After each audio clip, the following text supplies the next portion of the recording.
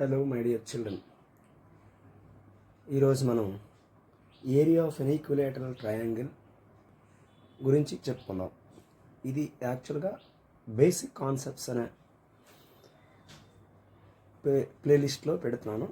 కానీ ఇది class 9th 10th chapter Heron's formula relevant as well as geometry relevant.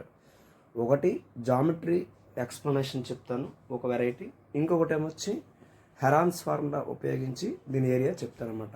దీని application మనకి hire క్లాసుల్లో ఉంటుందన్నమాట.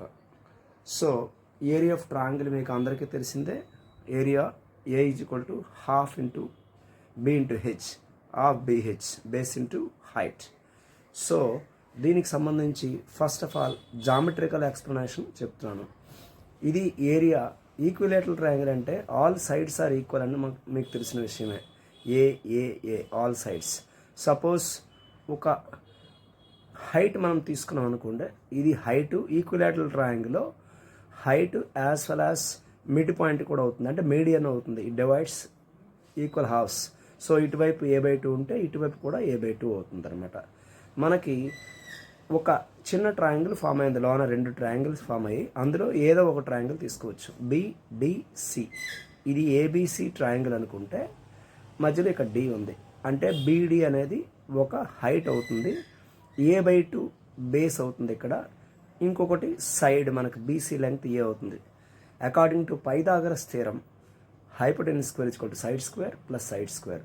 సో ఇప్పుడు ఏమవుతుంది, ఇది BC² = BD² ప్లస్ CD² అవుతుంది. DC² అన్నా CD² అన్నా ఒకటే. BC² వాల్యూ A², అలాగే BD² యాజ్ ఇట్ ఈస్గా రాయండి, which is unknown to us, మనకు తెలియదు కనుక. అలాగే CD వాల్యూ A/2². ఇప్పుడు ఏమవుతుందంటే యాజ్ ఇట్ ఈస్గా రాయండి A², అలాగే BD² A²/4, because A/2 the square belongs to both, ఏకి అలాగే 2 కూడా చెందుతుంది కాబట్టి A²/2² అంటే 4. దీన్ని అటు ట్రాన్స్ఫర్ చేయండి. A² - A²/4 = BD². ఇప్పుడు ఏమవుతుంది, 4A²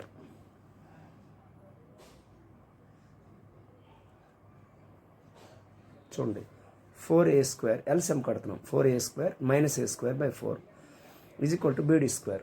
ఇప్పుడు 4A²లో A² పోతే 3A² అవుతుంది. 3A²/4 = BD². BD² = 3A²/4. We want BD. BD = √3/4A², టోటల్గా రూట్. బట్ BD వాల్యూ మనకి కావాలి. BD అంటే అదే హైట్ అనమాట, హైట్ మనం కావాలి. BD = మనకు కావాల్సింది అదే √3/2A, √3/2A, బికాస్ రూటే ఉంటుంది. 4 root value 2, A² value out side వస్తే A అవుతుంది.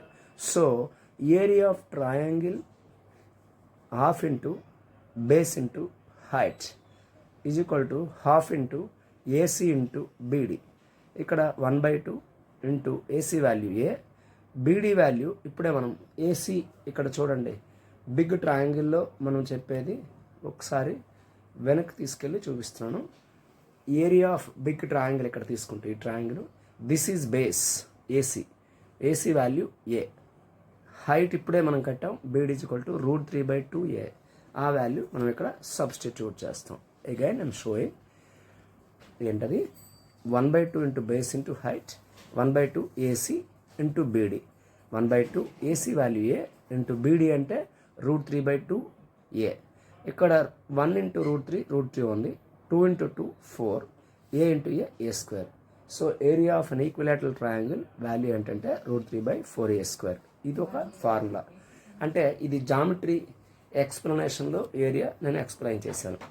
వేరొకలాగా క్లాస్ 9th హెరాన్స్ ఫార్ములా అప్లికేషన్లో ఓరియంటెడ్ కూడా చెప్తాను.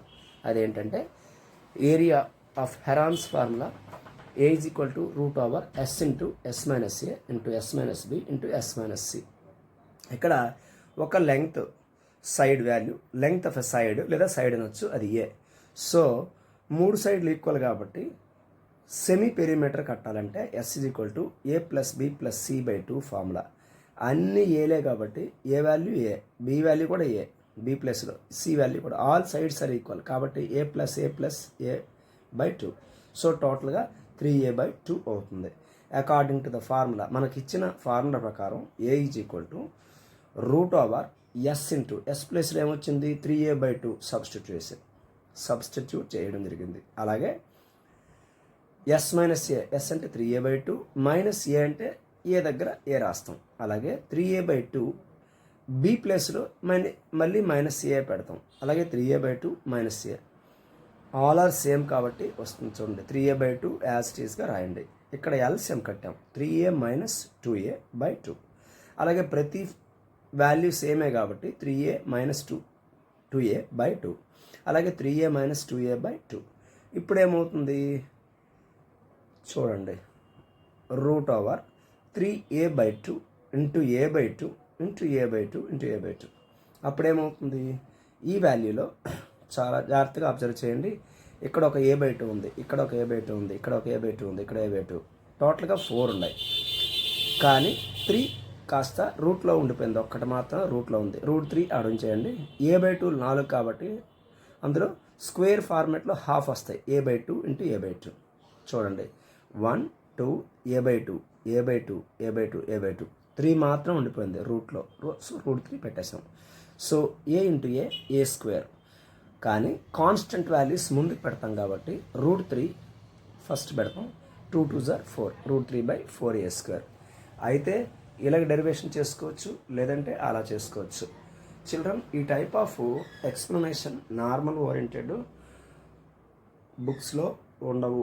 ఎక్స్ప్లెనేషన్ ఇచ్చేది చాలా జాగ్రత్తగా అబ్జర్వ్ చేయండి. ఎందుకంటే ఈ డెరివేషన్స్ నేను నేర్పుతున్నాను. ఎందుకంటే చాలామంది పిల్లలకి డెరివేషన్స్ రావు, ఏ క్లాసులో ఉండవు. పర్టికులర్గా థియరీ ఓరియంటెడ్ పార్ట్ నేర్చుకుంటే మీరు అప్లికేషన్లో ఏ సమ్స్ వచ్చినా ఏరియా ఆఫ్ ట్రయాంగిల్స్ గురించి కూడా ప్రత్యేకంగా ట్రయాంగిల్ అనే చాప్టర్లో బేసిక్స్ ఆఫ్ మ్యాథ్స్ అనే దాంట్లో పెట్టాను. అవి మొత్తం ఏరియాస్ మొత్తం ట్రయాంగిల్ ఇన్ఫర్మేషన్స్ అన్నీ ఇచ్చాను. అలాగే క్వాడ్రిలేటరల్స్ కూడా ఇవ్వడం జరిగింది. ప్రతి చాప్టర్ కూడా బేసిక్స్ ఆఫ్ మ్యాథ్స్ చిన్నపిల్లల నుండి క్లాస్ 6th నుండి ఏ క్లాస్ వాళ్ళైనా వినొచ్చు. కొంచెం బేసిక్స్ మాకు కొంచెం వీక్ అని అనుకుంటే అలాంటి వాళ్ళు మొత్తం చూసుకోవచ్చు. ఈవెన్ బాగా చేసే పిల్లలు కూడా ఈ బేసిక్స్ బాగా కొంచెం ఎక్స్ప్లెనేటరీగా అర్థం చేసుకుని వింటే కనుక వాళ్ళకి హయ్యర్ స్టాండర్డ్లో ఉపయోగపడతాయి.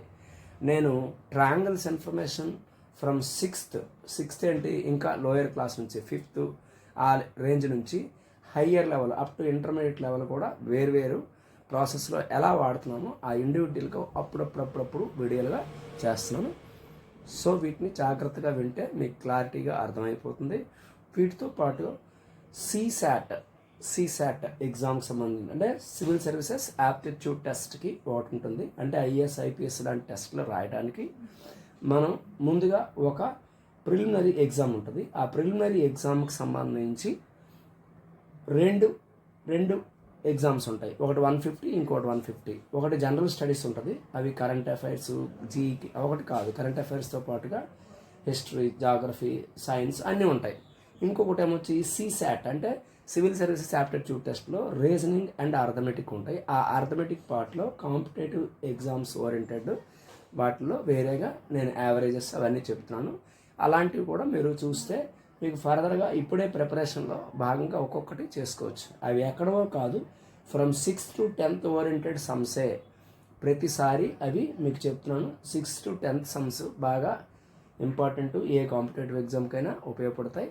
మీకు తెలుగులో ఎక్స్ప్లెనేషన్ ఇవ్వడం వల్ల మీకు ఈజీగా కూడా ఉంటుంది, అర్థమయ్యే ఛాన్స్ కూడా ఉంది. Have a nice day children. Thank you.